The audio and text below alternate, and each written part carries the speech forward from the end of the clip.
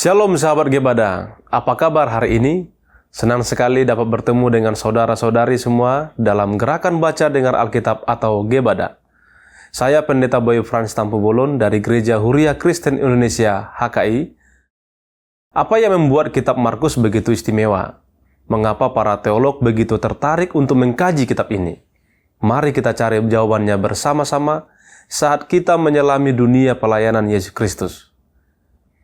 Kitab Markus, seperti kitab Injil lainnya, merupakan catatan teologis tentang apa yang Yesus lakukan. Saat Anda membaca, Anda mungkin bertanya-tanya, mengapa cerita yang sama muncul berulang kali? Ini karena kitab Markus merupakan Injil pertama yang ditulis, dan sekitar 90% dari isinya tumpang tindih dengan kitab Matius. Namun, meskipun isinya serupa, ada perbedaan yang jelas jika kita perhatikan lebih dekat. Matius berbicara tentang Yesus Kristus sebagai Raja, sedangkan kitab Markus berbicara tentang Yesus Kristus sebagai seorang hamba. Bacaan hari ini diambil dari pasal 1 sampai pasal 4 kitab Markus. Bagian awal kitab Markus menyatakan, inilah permulaan Injil tentang Yesus Kristus, Anak Allah. Ini berbeda dengan kitab Matius yang diawali dengan silsilah dan kelahiran Yesus. Alasannya, karena Markus sendiri adalah seorang saksi Injil. Markus ikut dalam perjalanan pertama Paulus dan Barnabas memberitakan firman Tuhan. Dan saat bekerja bersama Petrus, Markus pun mencatat kehidupan dan ajaran Yesus berdasarkan apa yang dia dengar darinya. Meskipun bukan bagian dari ke-12 rasul, Markus menulis dengan yakin bahwa permulaan Injil adalah Yesus Kristus. Jadi, bagaimana kerajaan Allah yang ingin Tuhan wujudkan melalui Yesus, yang adalah awal dan akhir Injil, itu adalah pemulihan Eden yang hancur karena dosa. Pada ayat ke-13, gambaran Yesus yang dilayani oleh binatang-binatang liar mengingatkan kita pada Adam di Taman Eden. Tujuan akhir dari Injil adalah pemulihan Eden dan pemulihan kerajaan Allah. Demi mewujudkan hal itu, Yesus memulai pelayanannya dengan sungguh-sungguh dengan cara dibaptis oleh Yohanes Pembaptis. Dalam Markus pasal 1-3, Yesus mengunjungi orang-orang yang sakit, kerasukan setan, terpinggirkan, dan terluka dalam masyarakat. Kenapa dia melakukan itu? Alasannya adalah Yesus berkata, "Aku datang bukan untuk memanggil orang benar, tetapi orang berdosa." Untuk tujuan ini, Yesus memilih dan menunjuk rekan-rekan sekerjanya untuk mendirikan kerajaan Allah di bumi ini bersama-sama. Ikutlah aku, dan kamu akan kujadikan penjala manusia. Yesus memanggil orang-orang yang dia pilih, dan mereka yang menanggapi panggilannya dengan sikap taat menduduki jabatan sebagai Rasul Yesus. Sekarang, mari kita membaca Markus pasal 1-4 bersama-sama dalam Gebada.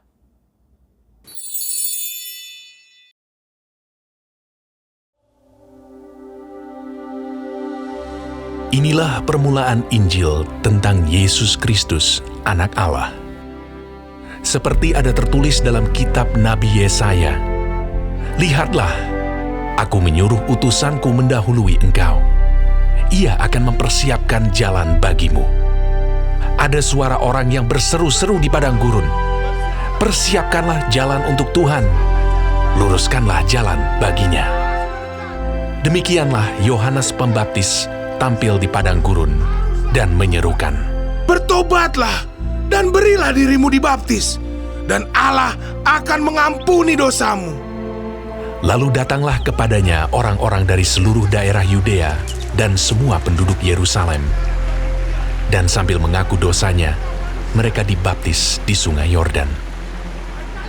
Yohanes memakai jubah bulu unta dan ikat pinggang kulit, dan makanannya belalang dan madu hutan. Inilah yang diberitakannya, "Sesudah aku, akan datang Ia yang lebih berkuasa daripadaku. Membungkuk dan membuka tali kasutnya pun aku tidak layak. Aku membaptis kamu dengan air, tetapi Ia akan membaptis kamu dengan Roh Kudus."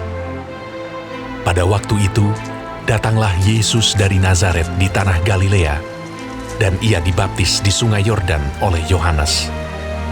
Pada saat ia keluar dari air, ia melihat langit terkoyak dan roh seperti burung merpati turun ke atasnya. Lalu terdengarlah suara dari sorga. Engkaulah anakku yang kukasihi, kepadamulah aku berkenan. Segera sesudah itu, roh memimpin dia ke padang gurun. Di padang gurun itu, ia tinggal 40 hari lamanya, dicobai oleh iblis. Ia berada di sana di antara binatang-binatang liar, dan malaikat-malaikat melayani dia. Sesudah Yohanes ditangkap, datanglah Yesus ke Galilea memberitakan Injil Allah. Katanya, "Waktunya telah genap. Kerajaan Allah sudah dekat. Bertobatlah dan percayalah kepada Injil." ketika Yesus sedang berjalan menyusur danau Galilea, ia melihat Simon dan Andreas, saudara Simon. Mereka sedang menebarkan jala di danau, sebab mereka penjala ikan. Yesus berkata kepada mereka, "Mari, ikutlah aku, dan kamu akan kujadikan penjala manusia." Lalu mereka pun segera meninggalkan jalannya dan mengikuti dia. Dan setelah Yesus meneruskan perjalanannya sedikit lagi, dilihatnya Yakobus, anak Zebedeus, dan Yohanes saudaranya sedang membereskan jala di dalam perahu. Yesus segera memanggil mereka, dan mereka meninggalkan ayahnya Zebedeus di dalam perahu bersama orang-orang upahannya, lalu mengikuti dia. Mereka tiba di Kapernaum. Setelah hari Sabat mulai, Yesus segera masuk ke dalam rumah ibadat dan mengajar. Mereka takjub mendengar pengajarannya, sebab ia mengajar mereka sebagai orang yang berkuasa, tidak seperti ahli-ahli Taurat.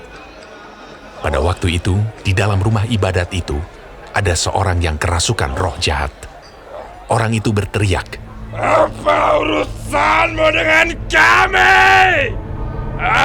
Yesus, orang Nazaret. Kau datang hendak membinasakan kami. Aku tahu siapa engkau. Yang kudus dari Allah. tetapi Yesus menghardiknya. Katanya, "Diam! Keluarlah daripadanya!" roh jahat itu menggoncang-goncang orang itu, dan sambil menjerit dengan suara nyaring, ia keluar daripadanya. Mereka semua takjub, sehingga mereka memperbincangkannya. Katanya, Apa ini? Suatu ajaran baru. Ia berkata-kata dengan kuasa. Roh-roh jahat pun diperintahnya, dan mereka taat kepadanya. lalu tersebarlah dengan cepat kabar tentang dia ke segala penjuru di seluruh Galilea. Sekeluarnya dari rumah ibadat itu, Yesus dengan Yakobus dan Yohanes pergi ke rumah Simon dan Andreas. Ibu mertua Simon terbaring karena sakit demam.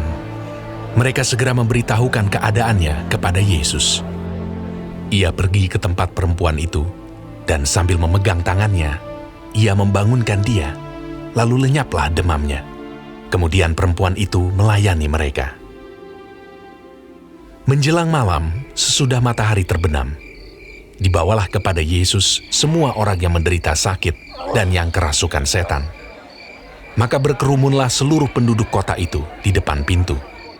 Ia menyembuhkan banyak orang yang menderita bermacam-macam penyakit dan mengusir banyak setan. Ia tidak memperbolehkan setan-setan itu berbicara, sebab mereka mengenal dia. Pagi-pagi benar, waktu hari masih gelap, ia bangun dan pergi keluar. Ia pergi ke tempat yang sunyi dan berdoa di sana. Tetapi Simon dan kawan-kawannya menyusul dia. Waktu menemukan dia, mereka berkata, Semua orang mencari engkau. Jawabnya, Marilah kita pergi ke tempat lain, ke kota-kota yang berdekatan, supaya di sana juga aku memberitakan Injil, karena untuk itu aku telah datang. lalu pergilah ia ke seluruh Galilea dan memberitakan Injil dalam rumah-rumah ibadat mereka dan mengusir setan-setan. Seorang yang sakit kusta datang kepada Yesus, dan sambil berlutut di hadapannya, ia memohon bantuannya. Katanya, Kalau engkau mau, engkau dapat mentahirkan aku. Maka tergeraklah hatinya oleh belas kasihan. Lalu ia mengulurkan tangannya, menjamah orang itu, dan berkata kepadanya, Aku mau, jadilah engkau tahir. seketika itu juga, lenyaplah penyakit kusta orang itu, dan ia menjadi tahir. Segera ia menyuruh orang itu pergi, dengan peringatan keras. Ingatlah, janganlah engkau memberitahukan apa-apa tentang hal ini kepada siapapun. Tetapi pergilah, perlihatkanlah dirimu kepada imam, dan persembahkanlah untuk pentahiranmu persembahan yang diperintahkan oleh Musa sebagai bukti bagi mereka. Tetapi orang itu pergi memberitakan peristiwa itu dan menyebarkannya kemana-mana, sehingga Yesus tidak dapat lagi terang-terangan masuk ke dalam kota. Ia tinggal di luar, di tempat-tempat yang sepi. Namun orang terus juga datang kepadanya dari segala penjuru.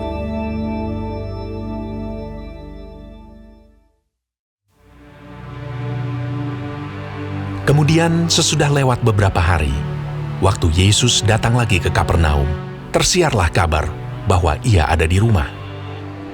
Maka datanglah orang-orang berkerumun sehingga tidak ada lagi tempat, bahkan di muka pintu pun tidak. Sementara ia memberitakan firman kepada mereka, ada orang-orang datang membawa kepadanya seorang lumpuh, digotong oleh 4 orang. Tetapi mereka tidak dapat membawanya kepadanya karena orang banyak itu. Lalu mereka membuka atap yang di atasnya. Sesudah terbuka, mereka menurunkan tilam tempat orang lumpuh itu terbaring. Ketika Yesus melihat iman mereka, berkatalah ia kepada orang lumpuh itu, Hai anakku, dosamu sudah diampuni. Tetapi di situ ada juga duduk beberapa ahli Taurat. Mereka berpikir dalam hatinya, Mengapa orang ini berkata begitu? Ia menghujat Allah. Siapa yang dapat mengampuni dosa selain daripada Allah sendiri? Tetapi Yesus segera mengetahui dalam hatinya bahwa mereka berpikir demikian. Lalu ia berkata kepada mereka, Mengapa kamu berpikir begitu dalam hatimu? Manakah lebih mudah mengatakan kepada orang lumpuh ini, dosamu sudah diampuni, atau mengatakan, bangunlah, angkatlah tilammu dan berjalan? Tetapi supaya kamu tahu bahwa di dunia ini, Anak Manusia berkuasa mengampuni dosa. Berkatalah ia kepada orang lumpuh itu, Kepadamu kukatakan, bangunlah, angkatlah tempat tidurmu, dan pulanglah ke rumahmu. dan orang itu pun bangun, segera mengangkat tempat tidurnya, dan pergi keluar di hadapan orang-orang itu, sehingga mereka semua takjub, lalu memuliakan Allah. Katanya, Yang begini belum pernah kita lihat. sesudah itu, Yesus pergi lagi ke pantai danau, dan seluruh orang banyak datang kepadanya. Lalu ia mengajar mereka. Kemudian ketika ia berjalan lewat di situ, ia melihat Lewi, anak Alfeus, duduk di rumah cukai. Lalu ia berkata kepadanya, Ikutlah aku. Maka berdirilah Lewi, lalu mengikuti dia. Kemudian ketika Yesus makan di rumah orang itu, banyak pemungut cukai dan orang berdosa makan bersama-sama dengan dia dan murid-muridnya, sebab banyak orang yang mengikuti dia. Pada waktu ahli-ahli Taurat dari golongan Farisi melihat bahwa ia makan dengan pemungut cukai dan orang berdosa itu, berkatalah mereka kepada murid-muridnya, Mengapa ia makan bersama-sama dengan pemungut cukai dan orang berdosa? Yesus mendengarnya dan berkata kepada mereka, Bukan orang sehat yang memerlukan tabib, tetapi orang sakit. Aku datang bukan untuk memanggil orang benar, melainkan orang berdosa. Pada suatu kali ketika murid-murid Yohanes dan orang-orang Farisi sedang berpuasa, datanglah orang-orang dan mengatakan kepada Yesus, Mengapa murid-murid Yohanes dan murid-murid orang Farisi berpuasa, tetapi murid-muridmu tidak? Jawab Yesus kepada mereka, Dapatkah sahabat-sahabat mempelai laki-laki berpuasa, sedang mempelai itu bersama mereka? Selama mempelai itu bersama mereka, mereka tidak dapat berpuasa. Tetapi waktunya akan datang mempelai itu diambil dari mereka, dan pada waktu itulah mereka akan berpuasa. Tidak seorang pun menambalkan secarik kain yang belum susut pada baju yang tua. Karena jika demikian, kain penambal itu akan mencabiknya. Yang baru mencabik yang tua, lalu makin besarlah koyaknya. Demikian juga tidak seorang pun mengisikan anggur yang baru ke dalam kantong kulit yang tua. Karena jika demikian, anggur itu akan mengoyakkan kantong itu, sehingga anggur itu dan kantongnya dua-duanya terbuang. Tetapi anggur yang baru hendaknya disimpan dalam kantong yang baru pula. Pada suatu kali, pada hari Sabat, Yesus berjalan di ladang gandum, dan sementara berjalan murid-muridnya memetik bulir gandum. Maka kata orang-orang Farisi kepadanya, "Lihat, mengapa mereka berbuat sesuatu yang tidak diperbolehkan pada hari Sabat?" Jawabnya kepada mereka, Belum pernahkah kamu baca apa yang dilakukan Daud ketika ia dan mereka yang mengikutinya kekurangan dan kelaparan? Bagaimana ia masuk ke dalam rumah Allah waktu Abiatar menjabat sebagai imam besar, lalu makan roti sajian itu yang tidak boleh dimakan kecuali oleh imam-imam, dan memberinya juga kepada pengikut-pengikutnya. Lalu kata Yesus kepada mereka, Hari Sabat diadakan untuk manusia dan bukan manusia untuk hari Sabat. Jadi anak manusia adalah juga Tuhan atas hari Sabat. Kemudian Yesus masuk lagi ke rumah ibadat. Di situ ada seorang yang mati sebelah tangannya. Mereka mengamat-amati Yesus kalau-kalau ia menyembuhkan orang itu pada hari Sabat, supaya mereka dapat mempersalahkan dia. Kata Yesus kepada orang yang mati sebelah tangannya itu, Mari, berdirilah di tengah. Kemudian katanya kepada mereka, Manakah yang diperbolehkan pada hari Sabat? Berbuat baik atau berbuat jahat? Menyelamatkan nyawa orang atau membunuh orang? Tetapi mereka itu diam saja. Ia berduka cita karena kedegilan mereka. Dan dengan marah ia memandang sekelilingnya kepada mereka. Lalu ia berkata kepada orang itu, Ulurkanlah tanganmu. Dan ia mengulurkannya. Maka sembuhlah tangannya itu. Lalu keluarlah orang-orang Farisi dan segera bersekongkol dengan orang-orang Herodian untuk membunuh dia. Kemudian Yesus dengan murid-muridnya menyingkir ke danau, dan banyak orang dari Galilea mengikutinya, juga dari Yudea, dari Yerusalem, dari Idumea, dari seberang Yordan, dan dari daerah Tirus dan Sidon datang banyak orang kepadanya, sesudah mereka mendengar segala yang dilakukannya. Ia menyuruh murid-muridnya menyediakan sebuah perahu baginya karena orang banyak itu, supaya mereka jangan sampai menghimpitnya. Sebab ia menyembuhkan banyak orang, sehingga semua penderita penyakit berdesak-desakan kepadanya, hendak menjamahnya. Bila mana roh-roh jahat melihat dia, mereka jatuh tersungkur di hadapannya dan berteriak, Engkaulah anak Allah! Tetapi ia dengan keras melarang mereka memberitahukan siapa dia. Kemudian naiklah Yesus ke atas bukit. Ia memanggil orang-orang yang dikehendakinya, dan mereka pun datang kepadanya. Ia menetapkan 12 orang untuk menyertai dia, dan untuk diutusnya memberitakan Injil, dan diberinya kuasa untuk mengusir setan. Ke-12 orang yang ditetapkannya itu ialah Simon yang diberinya nama Petrus, Yakobus anak Zebedeus, dan Yohanes saudara Yakobus, yang keduanya diberinya nama Boanerges, yang berarti anak-anak guru. Selanjutnya Andreas, Filipus, Bartolomeus, Matius, Thomas, Yakobus anak Alfeus, Tadeus, Simon orang Zelot, dan Yudas Iskariot yang mengkhianati dia. Kemudian Yesus masuk ke sebuah rumah. Maka datanglah orang banyak berkerumun pula, sehingga makan pun mereka tidak dapat. Waktu kaum keluarganya mendengar hal itu, mereka datang hendak mengambil dia, sebab kata mereka, ia tidak waras lagi. Dan ahli-ahli Taurat yang datang dari Yerusalem berkata, Ia kerasukan Beelzebul. Dan dengan penghulu setan, ia mengusir setan.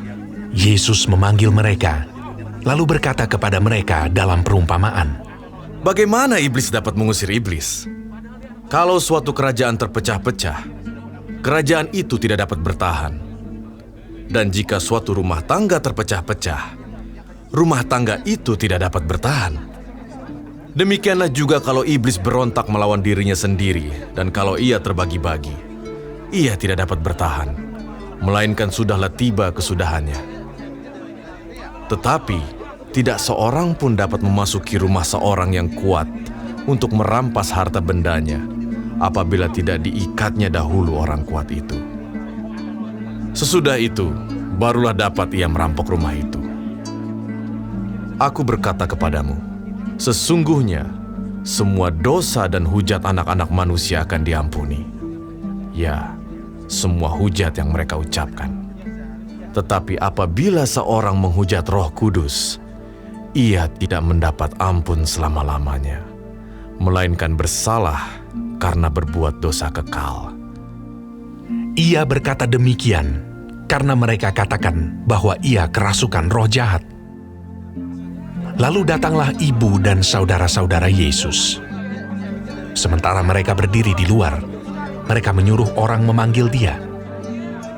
Ada orang banyak duduk mengelilingi dia. Mereka berkata kepadanya, Lihat, ibu dan saudara-saudaramu ada di luar dan berusaha menemui engkau. Jawab Yesus kepada mereka, Siapa ibuku dan siapa saudara-saudaraku? Ia melihat kepada orang-orang yang duduk di sekelilingnya itu dan berkata, Ini ibuku dan saudara-saudaraku. Barang siapa melakukan kehendak Allah, dialah saudaraku laki-laki, dialah saudaraku perempuan, dialah ibuku. Pada suatu kali, Yesus mulai pula mengajar di tepi danau. Maka datanglah orang banyak yang sangat besar jumlahnya mengerumuni dia, sehingga ia naik ke sebuah perahu yang sedang berlabuh, lalu duduk di situ. Sedangkan semua orang banyak itu di darat, di tepi danau itu. Dan ia mengajarkan banyak hal dalam perumpamaan kepada mereka.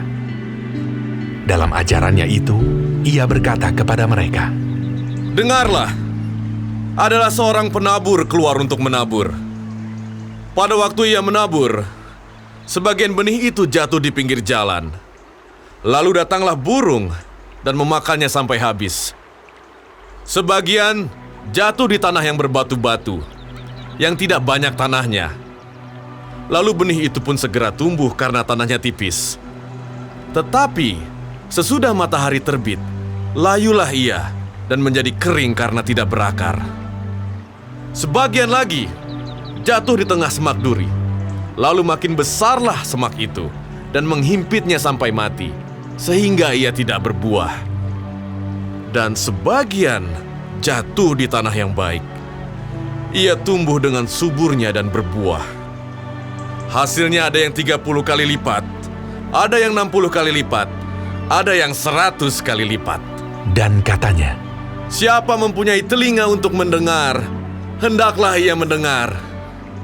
Ketika ia sendirian, pengikut-pengikutnya dan ke-12 murid itu menanyakan dia tentang perumpamaan itu. Jawabnya, Kepadamu telah diberikan rahasia kerajaan Allah.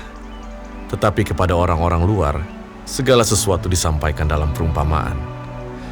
Supaya sekalipun melihat, mereka tidak menanggap. Sekalipun mendengar, mereka tidak mengerti. Supaya mereka jangan berbalik dan mendapat ampun. Lalu ia berkata kepada mereka, Tidakkah kamu mengerti perumpamaan ini? Kalau demikian, bagaimana kamu dapat memahami semua perumpamaan yang lain? Penabur itu menaburkan firman. Orang-orang yang di pinggir jalan, tempat firman itu ditaburkan, ialah mereka yang mendengar firman. Lalu datanglah iblis dan mengambil firman yang baru ditaburkan di dalam mereka. Demikian juga yang ditaburkan di tanah yang berbatu-batu. Ialah orang-orang yang mendengar firman itu dan segera menerimanya dengan gembira. Tetapi mereka tidak berakar dan tahan sebentar saja. Apabila kemudian datang penindasan atau penganiayaan karena firman itu, mereka segera murtad. Dan yang lain ialah yang ditaburkan di tengah semak duri. Itulah yang mendengar firman itu, Lalu kekhawatiran dunia ini dan tipu daya kekayaan dan keinginan-keinginan akan hal yang lain masuklah menghimpit firman itu sehingga tidak berbuah. Dan akhirnya yang ditaburkan di tanah yang baik ialah orang yang mendengar dan menyambut firman itu lalu berbuah. Ada yang 30 kali lipat, ada yang 60 kali lipat, dan ada yang 100 kali lipat. Lalu Yesus berkata kepada mereka, "Orang membawa pelita bukan supaya ditempatkan di bawah gantang atau di bawah tempat tidur, melainkan supaya ditaruh di atas kaki Dian. Sebab tidak ada sesuatu yang tersembunyi yang tidak akan dinyatakan, dan tidak ada sesuatu yang rahasia yang tidak akan tersingkap. Barang siapa mempunyai telinga untuk mendengar, hendaklah ia mendengar." Lalu ia berkata lagi, "Camkanlah apa yang kamu dengar. Ukuran yang kamu pakai untuk mengukur akan diukurkan kepadamu, dan di samping itu akan ditambah lagi kepadamu. Karena siapa yang mempunyai, kepadanya akan diberi. Tetapi siapa yang tidak mempunyai, apapun juga yang ada padanya akan diambil daripadanya." Lalu kata Yesus, "Beginilah hal kerajaan Allah itu. Seumpama orang yang menaburkan benih di tanah. Lalu pada malam hari ia tidur dan pada siang hari ia bangun. Dan benih itu mengeluarkan tunas dan tunas itu makin tinggi. Bagaimana terjadinya tidak diketahui orang itu. Bumi dengan sendirinya mengeluarkan buah. Mula-mula tangkainya, lalu bulirnya, kemudian butir-butir yang penuh isinya dalam bulir itu. Apabila buah itu sudah cukup masak, orang itu segera menyabit, sebab musim menuai sudah tiba." Katanya lagi, "Dengan apa hendak kita membandingkan kerajaan Allah itu? Atau dengan perumpamaan manakah hendaknya kita menggambarkannya? Hal kerajaan itu seumpama biji sesawi yang ditaburkan di tanah. Memang, biji itu yang paling kecil daripada segala jenis benih yang ada di bumi. Tetapi apabila ia ditaburkan, ia tumbuh dan menjadi lebih besar daripada segala sayuran yang lain dan mengeluarkan cabang-cabang yang besar, sehingga burung-burung di udara dapat bersarang dalam naungannya." Dalam banyak perumpamaan yang semacam itu, ia memberitakan firman kepada mereka sesuai dengan pengertian mereka. Dan tanpa perumpamaan, ia tidak berkata-kata kepada mereka. Tetapi kepada murid-muridnya, ia menguraikan segala sesuatu secara tersendiri. Pada hari itu, waktu hari sudah petang, Yesus berkata kepada mereka, "Marilah kita bertolak ke seberang." Mereka meninggalkan orang banyak itu, lalu bertolak, dan membawa Yesus beserta dengan mereka dalam perahu di mana Yesus telah duduk, dan perahu-perahu lain juga menyertai dia. Lalu mengamuklah taufan yang sangat dahsyat, dan ombak menyembur masuk ke dalam perahu, sehingga perahu itu mulai penuh dengan air. Pada waktu itu, Yesus sedang tidur di buritan di sebuah tilam. Maka murid-muridnya membangunkan dia dan berkata kepadanya, "Guru, kau tidak peduli kalau kita binasa?" Ia pun bangun, menghardik angin itu, dan berkata kepada danau itu, "Diam! Tenanglah!" Lalu angin itu reda, dan danau itu menjadi teduh sekali. Lalu ia berkata kepada mereka, "Mengapa kamu begitu takut? Mengapa kamu tidak percaya?"